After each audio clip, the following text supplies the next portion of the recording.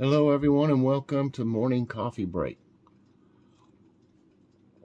Hope everybody's all right today. Today is Wednesday, November 9th. Currently it's 56 degrees. High today's 70. No chance of rain. I don't know how the humidity's so low. It's been way higher than this. It says it's 31% right now. If y'all know, that's usually like 80-90% every day in the morning. But no wind, and air quality's 56. Oh, Kitty's all excited. She found a moth, and it was underneath a fan that was sitting on the floor. And she knocked the fan over, and now she's like, she'll lay in front of the fan, and she'll keep looking under there. So she's all excited this morning. She's running around here. She was here just a second ago. She's going to eat a little bit of her dry food. Okay. Today there will be a grocery outlet haul. Yeah. We went back over there and, because we saw some things the time we went before, and we didn't get them, and then we went back and we got the things we wanted, and then saw some other things. It's really hard to pass up the deals they got there. I mean, they're so cheap. They're like, I don't know, less than half the price you would pay for them usually elsewhere. I mean, so check that out today. What's for dinner? We had pasta with meat sauce. I made it with ground chicken, and it was really, really good. I mean, we need to eat more, go back to eating more ground chicken and turkey than we do beef. It got to where we started eating more beef, and I'm not supposed to eat a whole lot of that. Anyway, and we also had some garlic breadsticks we got at Food City, and a salad. It's really good. And I'm going to take the leftovers. There's a whole bunch of it left over. And I'm going to take them and I'm going to make baked pasta. That's usually what I do when I have something like that left over. I'll make it and put, cheese on it and stuff, and put it in the... I'll probably... Because after a while, they'll soak up the sauce, the noodles. After you fix it and put it in there like that, they'll soak up a lot of sauce. I'll probably put some more sauce in it, and then I'll put mozzarella on it and bake it. And that way it'll be a little bit different. Tonight, what's for dinner? I'm going to make breaded pork chops. Joy's going to fix some mashed potatoes, and I think we'll probably have some green beans. We had peas a while back, so I don't know. Probably have green beans. So that'll be a good dinner tonight. Okay, I've got a doctor's appointment this afternoon. I hate having to go, and I got a new doctor, so I don't know what all he's going to have to say. That, if he looks at my records, it's going to take him several days to get through them. I'm sure they're about that thick. So it takes him a while for me to break in a new doctor to where they know what's all going on with me. So we'll see how that goes. Let's see. I was already on it. I don't know what I did that. Okay. So it is nice out. It's nice and sunny. You can probably tell the sun coming through the window here. And I need to do some things in the garden, but I can't. I end up doing other things. I really just need to thin everything. Nothing's to where it's overcrowded yet, but I just need to. It's at the point to where I need to start thinning, especially the turnips and stuff, and the carrots. Okay, here's some. I gotta find my glasses. Today's tidbits. Sometimes it's hard to find them because of what all's going on. It seems like these storms everywhere and all this and that, and you know, it's just not good news on most of it. Okay, this one says Utah urges people to prepare 72-hour kits for wintry weather. I think that's a good idea too. A 72-hour kit is advised for every family member as Utah prepares for another round of winter weather. If you're building a kit from scratch, start with the essentials you can find around your home, such as food, water, and warm clothes. Get a first aid kit, a torch, and a charger for your phone. I guess a torch, you know, is a flashlight. You can also include candles, whistles, and matches. I need to kind of update our kit that's in the car. I keep a box in the car of all kinds of different things. Kind of need to update that. I'm sure it's been, we've eaten some stuff out of it, and it needs to be rotated out and everything, you know, the stuff that's in there. And these things here are a nightmare. It's the box elder bug season in western New York. There goes Kitty here in our bags, our grocery bags. She loves laying out. Okay, y'all familiar with box elder bugs? Oh my gosh, we lived at one of the houses we lived at. It was crazy.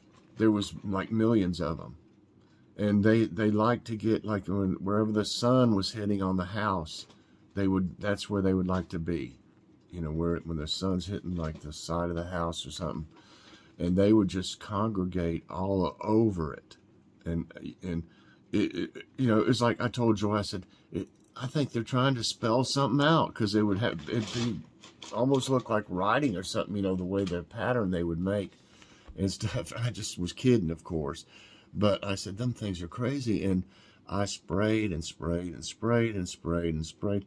It would kill a bunch of them, kill a bunch of them. The next day, they'd be a bunch more. I was like, what in the heck? What is going on? I thought I was going to have to get a professional, you know, exterminator to come in there and do something. Well, it come to find out, the reason I couldn't find out where they were coming from is because they were in a tree. They were in, I guess there was a dead part of a tree on our yard, and they were inside that. It was like hollowed out some. There was like millions of them in this tree. I think we ended up having to have that tree cut down, if I'm not mistaken. That's been way over 30 years ago. That's been about 40 years ago. But you know, I don't think we would have ever got rid of them. If I don't know how I noticed that they were in the tree. I must have seen them eventually, you know, going through a hole in the tree or something. I don't know, but they are crazy. Let's see. It says box elder bugs are very common in western New York. You can notice the plant bugs gathering outside your home on sunny days in November. They soak in the sun rays to stay warm ahead of winter. They do not harm people, but they can be seen on windowsills and in homes. You can try sealing or putting on weather strips to prevent them from getting in. Yeah, they're crazy. Phew. Flight spotted passing over blood moon from western New York. Yeah.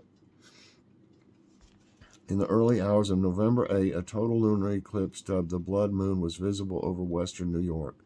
The reddish moon was glowing in the sky as John Kuko recorded footage of a plane taking off from Rochester, New York on Tuesday morning.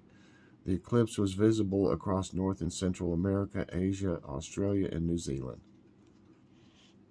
Okay. Let's find their nice news.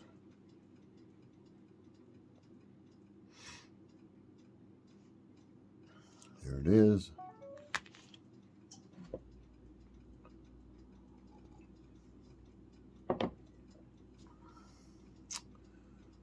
Okay. The big fish returned to the Amazon and helped save the rainforest.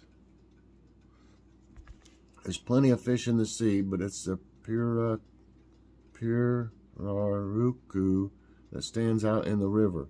The enormous fish, also known as a rapama, is the largest of 2,300 known fish species in the Amazon, according to the Associated Press. Illegal fishing once threatened these creatures with extinction, but the pirarucu has miraculously returned to Medio Jura region, where it vanished decades ago. The change of the tides began in the late 1990s when the Medio Jura Extractive Reserve was created to protect the local wildlife and their environment. The community came together in solidarity to reduce illegal fishing, and the pirarucu eventually started flourishing again. Now the fish species may only be caught legally once a year.